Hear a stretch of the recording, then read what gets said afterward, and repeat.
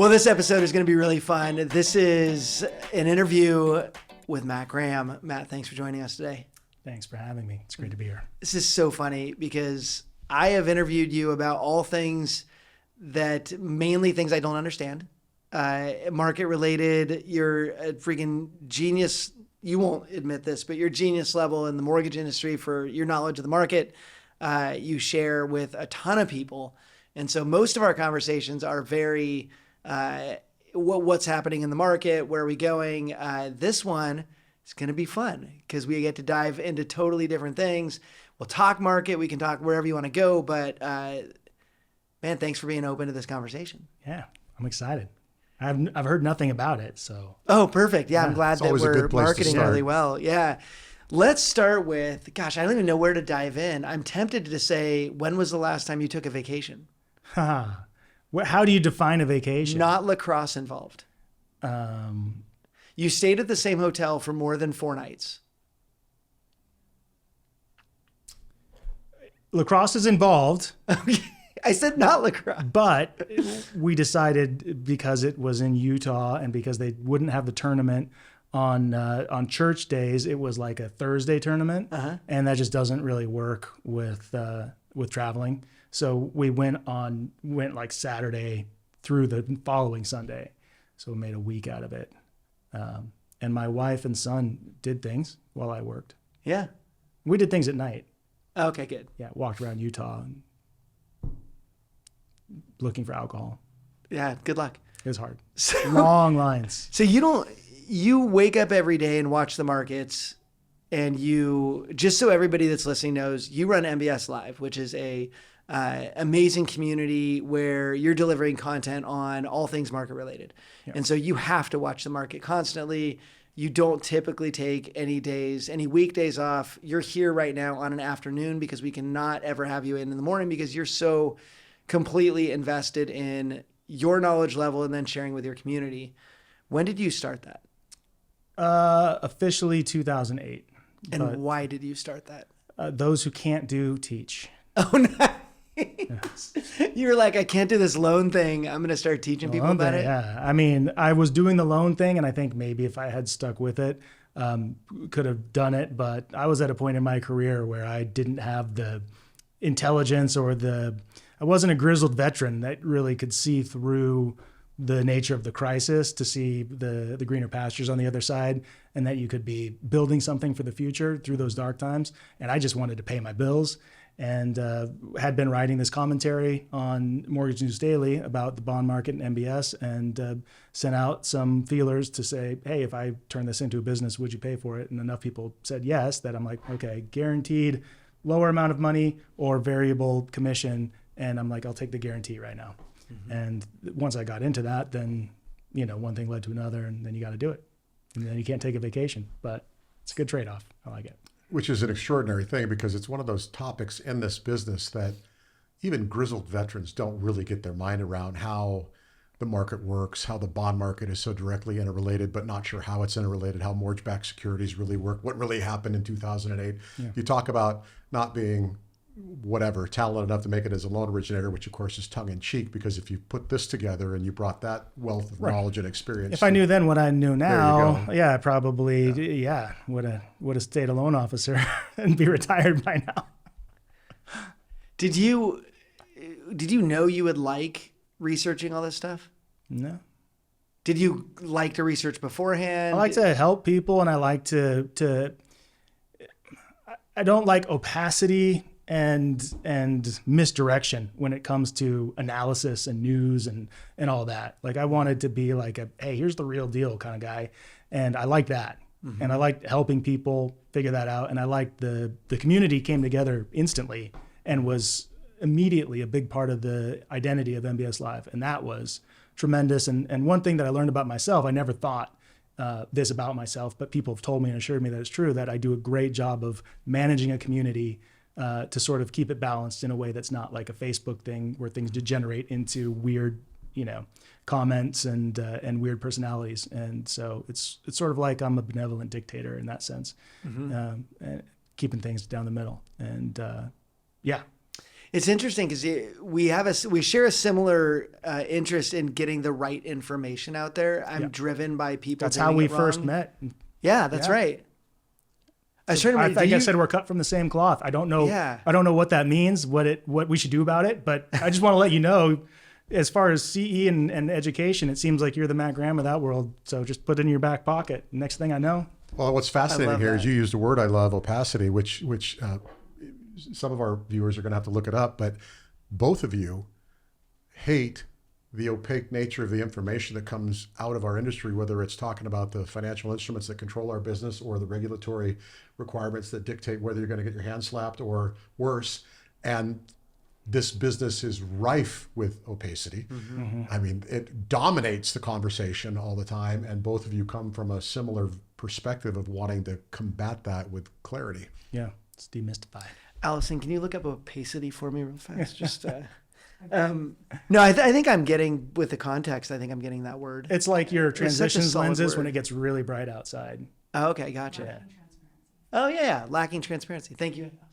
Yeah, it is. And more than that, I hate when people are misleading people on anytime you have something that people don't know about, there can be an ease of getting people to believe that you know what you're talking about. Oh, dude, it's so easy and it's scary. And I used to do it unintentionally because I really bought into technical analysis when I first started all this, which is just sort of thinking that you know what the market's going to do based on what it's done in the past, strictly in terms of math and pictures.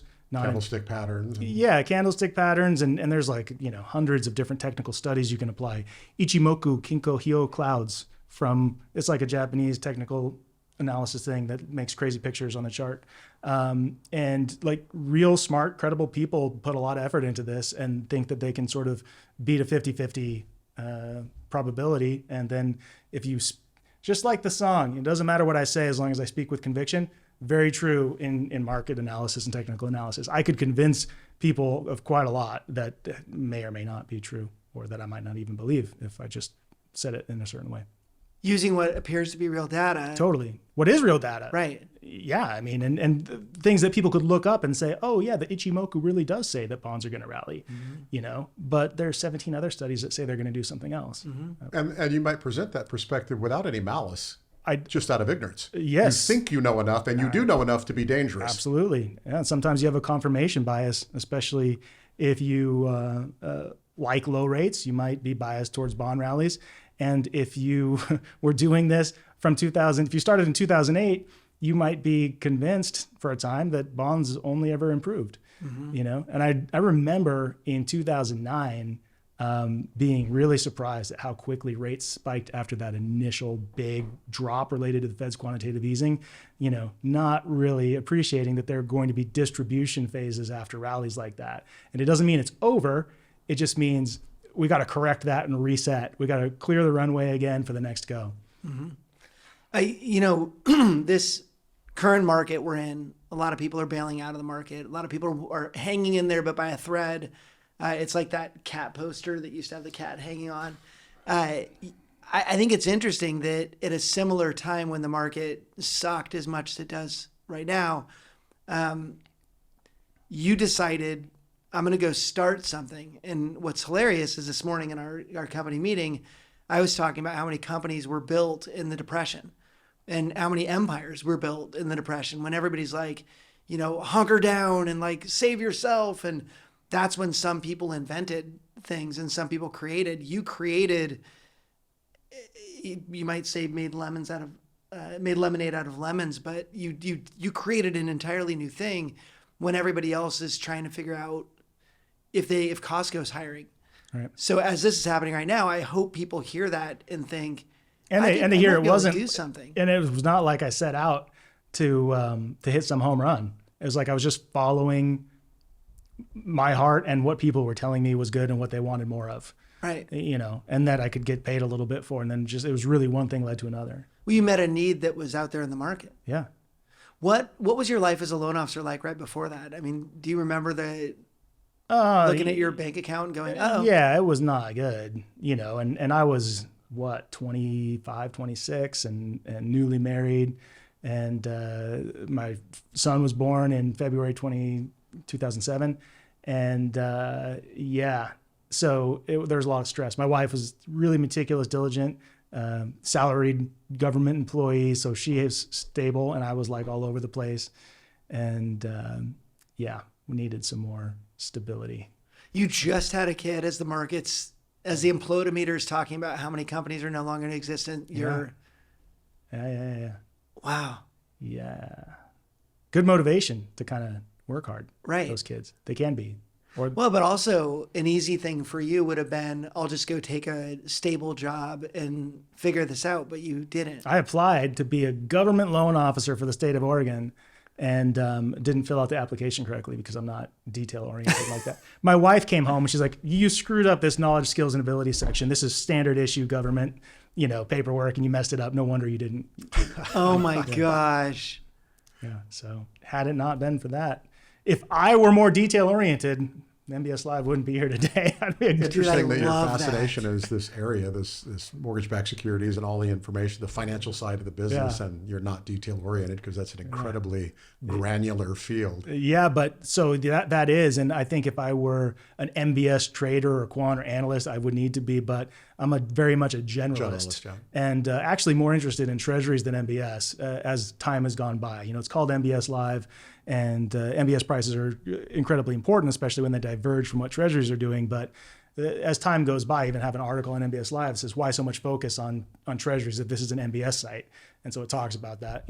Treasuries are really they're like the human with the leash, and MBS are just like a dog on the leash, and they can be farther ahead, farther behind, but ultimately they're going to go where the bond market's going.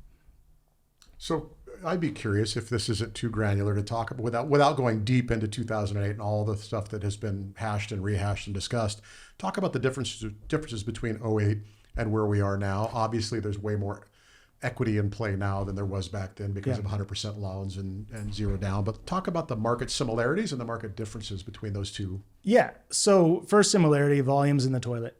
And that sucks. And it's worse now in terms of how in the toilet it is and how prolonged it's been for some people. Other people have sort of reinvented the way they're doing business and are actually doing okay, believe it or not. But the biggest thing that keeps coming up in the media, and the biggest thing that I would push back again and continue to push back again, and hopefully this is never like, remember when Matt Graham said this? I don't think it will be, but there's not this sense right now of a big impending doom for the functioning of the mortgage market. Like in 2008, it felt way worse to me because it felt like, everything is just kind of going to end. And I don't even know what it's going to look like after. We broke something. Something is majorly broken. And I felt attuned to that in a way that other people weren't, just because I was in that courtship phase with doing this job. And so I was 20 hours a day in the office, everything, just passionate and no burnout at that point. And, not much now, but I don't do 20-hour days anymore. So there's not this big, huge crash risk for the global economy. Some would say there is, but it hasn't materialized. In 2008, and in fact, in 2007, I wrote an article that says, here's why things are going to get really bad in 2008. And it was easy to see, at least for me and for some other people. Right now, I couldn't point to the thing that's going to cause a big systemic crash. I could point to something that might cause a recession, and that would actually be good for rates ultimately. But we have no inventory right now in terms of existing homes. We had way too much back then. We had people buying in phase 1 construction to try to sell in phase 3 for $100,000 more without putting any money down. And right now, underwriting standards are infinitely better compared to where they were. Some would argue, they're not as tight as they should be, but that's neither here nor there. There's no comparison between. They are more of a return to traditional underwriting. Yeah, definitely. So systemically and in terms of the soundness of the market and the bond market being there on the other side of this housing demand issue, and the rate issue, it'll be there, and we can pick up really quickly. Well, this is anecdotal, and I'm not sure if it really relates to residential mortgage lending or residential real estate transactions, but I watched the commercial market closely, and the commercial market back in '08 was decimated. Yeah. And I waited for that to happen with COVID, and it didn't happen. There are changes in the commercial market because people left and started working from home, and that's never really returned to the capacity rates that they were before. But the commercial market right now is flourishing. There's new projects going up, at least in our area, all over the place. Big projects with lots of money behind them. There seems to be somebody who thinks that we're not heading towards a cliff. Yeah, and that's an interesting point because some people have pointed to commercial real estate and saying, oh, these 5-year adjustables, they're going to have to reset at much higher rates and those people are going to be screwed. And I guess we'll see how that part plays out. That's like the one thing that a lot of people in my community keep saying, that'll cause the recession that helps rates get lower. And I'm not so sure that it will. It could leave a mark, but it's not a 2008 mark. All right, I have to know this. Where do you get your work ethic? Because I don't know many people who work as hard as you do. I don't work as hard as you do by any means, but you wake up every day and grind, and you've been doing it for years. You now are a lumberjack. You do have a blueberry farm. I do. I called you a blueberry farmer, but now I'm starting with lumberjack. Thank you. You take on a lot. So the farming stuff is like, that's, I hesitate to use the word fun. That's the non-desk life that you need if you work at a desk. You need to get away, whatever they call it, decompress, I think is what they say. And also, my house is on tax deferral, so if I don't do the farming, then I have to. And that's the same. That's the same place the work ethic comes from. Is I started this, and now somebody has to run it. So I can't not do it. It's my job. Yeah, but that's not. I get what you're saying, but it's you created this thing that's working. Yeah. And you just mash the gas constantly. What if something threatens it or messes it up? What if 2008 happens? What if somebody comes to take things from you? What if? You can't really just rest easy and just hope like, oh, those people will stay with me even if I do a worse job. Like, 2008 really redefines who you are, I feel, and I don't want to be in that position again where I'm trying to make a Hail Mary to try to figure out how to pay my bills. So you just stay invested because of the lesson you learned from 2008 and that nothing's promised. I think, that would be like the self-help book way to describe it. But here's the secret, man, is I fucking love it. Like it gets me up in the morning. Like I love it. I love interacting with the community and the people. Really, I think that might be the big X factor. The people are there. And if I weren't interacting with the people every morning, then it would be a lot easier to phone things in and AI my commentary and go sit on a beach somewhere. Yeah, you're not just a wonk for data and the market. You really are engaged, and it's clear. Also clear from our earlier conversation with the podcast we recorded previously about there's this passion, and then there's this desire to serve. There's this desire to bring information that other people aren't getting for a business that you care deeply about. So the connection with human beings is a big part of your why. Yeah, and I'm accountable to them, and I feel accountable to them, and I know they're counting on me, and their feedback and their praise is fuel. But if I weren't doing it, then, somebody else could. But yeah. So before you had this responsibility and this joy in what you were doing, were you just like happy-go-lucky? I don't really know how I was because I was diagnosed with adult ADD around the time that I started this and just got medicated. And so it was like this Adderall-fueled binge of productivity for a couple of years. And so I don't really know. Wow. I could definitely work 2 p.m. to 5 p.m. and, go screw around. You said the magic words for me. So you were diagnosed with adult ADD at what? How old were you? 25, 6, 7, somewhere around there. Wow. I have to ask you this. Do you remember the feeling when that happened? Like what, was there an awakening of, oh my gosh? Yeah, it was like, I've been going to therapy because I thought something was wrong with me, and then finally getting this, I guess, basically pushed my therapist because he kept saying, you're fine. Everything's gonna be fine. There's nothing wrong. And I'm like, no, something's wrong. And I want you to tell me what you know that you're trying to lead me to. Like, just tell me. And I'm like, if it means that we're not going to have a bunch of sessions in the future because you fix me, I'll make a bunch of money. I'll come back and give you some. Hopefully he doesn't remember that. And is not listening. Yeah.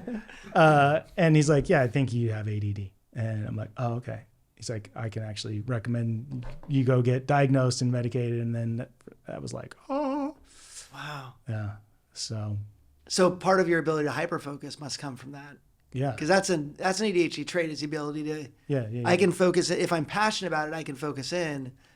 Do you, in looking back at your college, high school experience, were you interested in things you were interested in and not in things that didn't seem to matter to you? I wasn't interested in school at all, really. Yeah.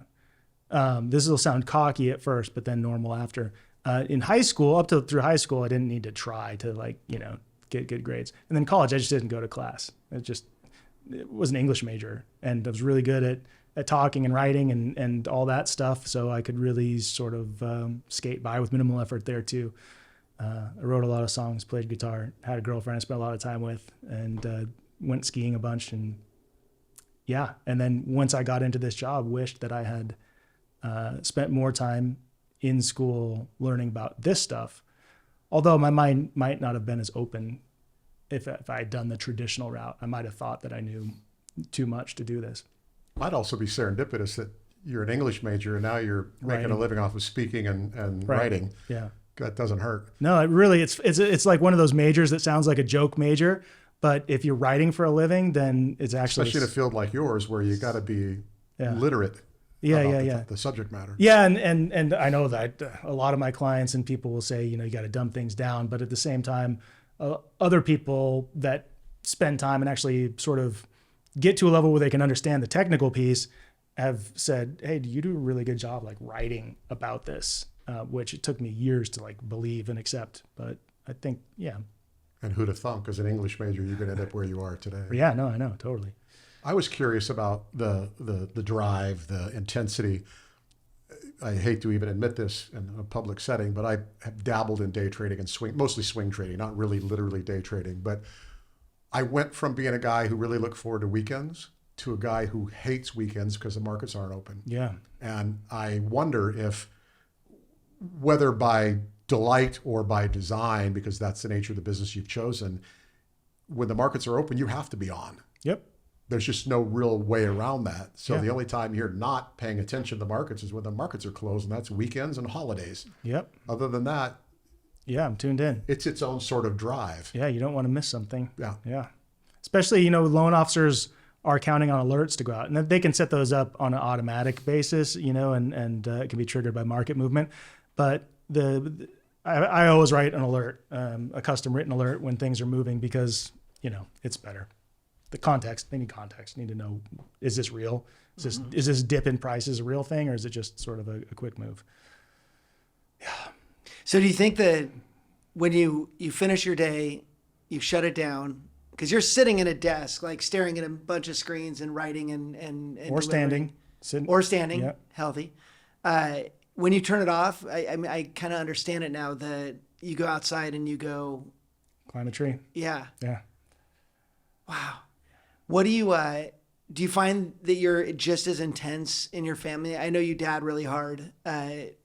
Is part of your dadding experience I'm going to be as intense here as I am in the rest of my work? It's a great question, man, because I wouldn't have described myself that way, or I wouldn't have really thought of it that way. But if I look at the evidence, yeah. So I don't know where that comes from.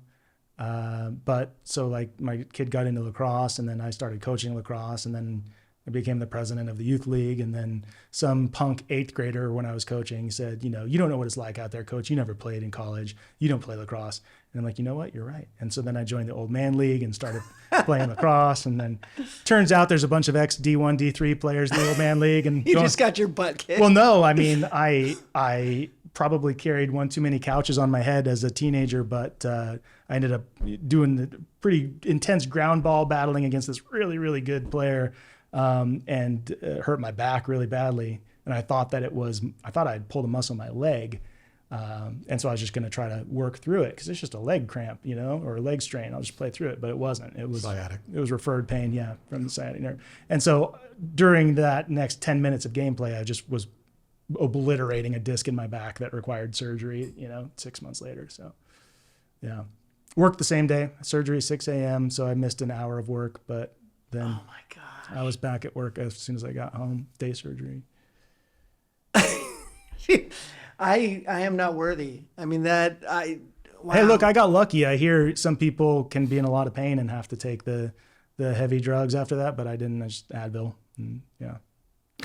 You're such a beast. Well, if you're going to have surgery, do PT beforehand. Yeah. You Oh, got to really? prepare for it. You got to get ready. And my wife was like all about this. She's like, you need to get your butt in back PT and tell the PT person you're going to have surgery and what can you do to get ready to have a better recovery. So Really? Yeah. I think that was Especially for back surgery. If there's ever a surgery that Yeah. your recovery is going to be predicated on how decent a shape you're in beforehand and whether or not you're going to approach it aggressively from a PT standpoint afterwards. Yeah. That's the one. That's a huge help for people that are about to go through surgery. So the same intensity, right? Lacrosse, and then I had a tree to cut down on my house, and the arborist wanted $2,000 to do it. I spent $2,000 on tree gear and do it myself. So there you go. So that was consistent in your youth? That drive, that motor? I think with video games, yeah, definitely hyper focus on those. Try to figure those out. I learned how to play basketball in like a year because I had a friend who was really good at basketball and I wanted that. So I got to practice 5 hours a day. So yeah, hyper focus has always been there. Sounds like this is consistent. Yeah. It's been there for a while. I played video games as a kid. I was diagnosed dyslexic at a really young age, and the doctor, as I started, my brain started, working differently, and as it did, my doctor said those video games helped line up everything for you in your hand-eye coordination. You and lucky bastard. I know. It was apparently video games saved that for me. I hope my kid doesn't hear that. He's gonna I need more video come games, home. Dad. Yeah. Yeah. I played the original Pong. I'm not sure it helped me that much, but I predate you guys by a little I could bit, see that so. not helping very much. Jeez. What is you just drive through everything. You're just intense. You do everything at such a high level.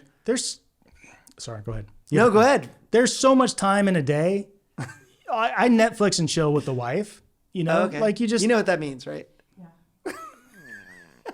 Is that a code for something now? Yeah. Is it a sex thing? Yes. I do have sex with my wife. So are we okay? That's out.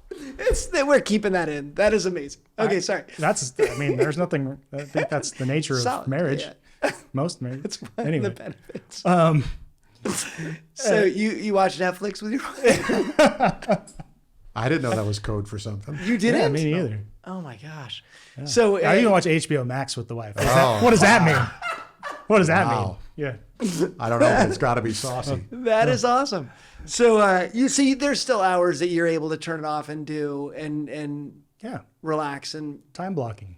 what happens if you had back surgery and missed 1 hour of work? It was like 2 or 3 hours with travel time and, getting situated, find a comfortable place. It's not like it didn't hurt, right? It hurt. I had to figure out a way to sit, but yeah. So when you got back on after back surgery, were you like, guys, I'm back? And was anybody like, dude, you're insane, go to sleep? Yeah. And Definitely. you're like, no, I'm here for you. Yeah, totally. It means a lot to carry that community. Yeah, I think if you go back and pull up the video from, August 25th, 2021, I think I mentioned it in the video. I think that's the day, right around there. You mentioned, by the way, I just finished back surgery. I might have. I try to really not bring that, personal life stuff into the videos at all. But yeah, that's why I like doing stuff like this because it's out of character for me. And I think one day I'll do stuff like this on MBS Live. But Wow. yeah. There's a video in the coop of me after having knee surgery. And I just wanted to send a video to the team telling them I was okay. I look horrible in that video. It's bad to be on video right after surgery. But I was also laying on the couch. It was a meniscus surgery. I was out 3 days. So again, as much as I felt like we were alike before this conversation, I'm way more of a wimp than you are. You were on your laptop on the couch. Yeah, watching Netflix. Right, but that's... Wait a minute. What does that mean? I cut it by off and watching yourself? Netflix. Oh. So, Oh my God. yeah, no, I mean, I was sitting on the couch. I can work from home. So, Right. you know, that's lowers the barrier to, What would it be like to not work? that's terrifying. I'll get there, you know, I'm sprinting to some finish line, but, yeah, well, that's what weekends are for. Not working. Yeah. I mean, when 2 p.m. rolls around, right? Because I'm on East Coast time, so 2 p.m. I'm done. If people try to message you after 2, are you good at turning that off? Hey, here's a life tip for everybody. Everybody should do this, unless they absolutely can't. At one point, 6 or 7 years ago, I turned off my email notifications on my phone. So I'll no longer get a ping when I get an email. That's been absolutely tremendous, and nothing has been bad about it. There hasn't. Life-changing. Yeah. No boogeyman came to get me. Nothing broke. Nothing, you know, everybody's alive and having amazing. So yeah, I have an alert set up though. If somebody says MG, because we go use first initials on MBS Live. So if somebody says MG, I'll get an alert after hours. And so if somebody has a relevant question, it's not a big deal with the mobile app on the phone, just to pop on there and check it. And if I can't, I don't. But if I can, I will and answer the question. So yeah. I really want to drive that point home on notifications. I went through, because the Apple Watch was giving me notifications on everything. I just had it mirror my phone. Yeah. There's a lot of stuff I don't need my wrist telling me just happened. And so I went through there and just eliminated almost every single notification type on my watch. And I was getting Twitter X notifications on my watch. I was getting Facebook comments and stuff like that. It was just, my watch was constantly buzzing to the point that if I'm not wearing it, I still feel buzzing. It's the phantom wrist thing. But it did. That's just nerve damage. Yeah. I managed to get rid of all notifications on my watch too. Oh It's yeah, just a because watch. yeah, you wear regular watches. I hope this is a connection for lessons from last time. And this is coming from a brief conversation I overheard when you were doing a CE class here with Ken. The lessons from last time for people who are watching us, who are in the mortgage business, are varied, right? And some of them are personal struggles that they overcame. Some are their professional struggles. How did I survive 2008? And what am I learning carrying that forward in this current difficult market that has some stark differences?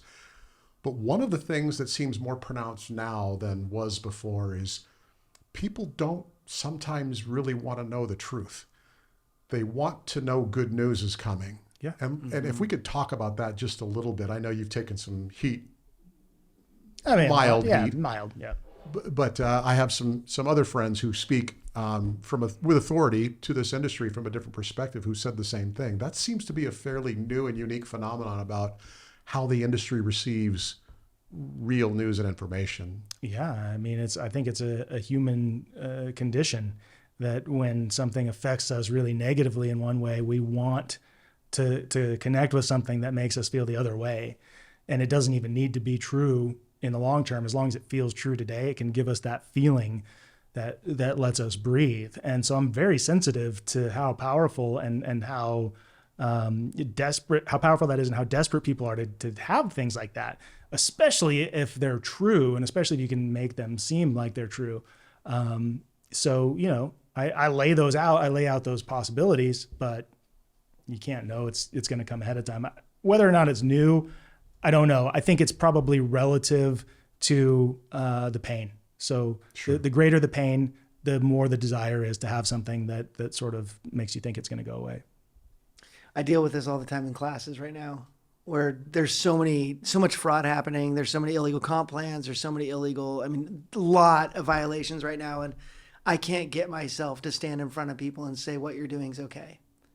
Like I can't tell them a lie.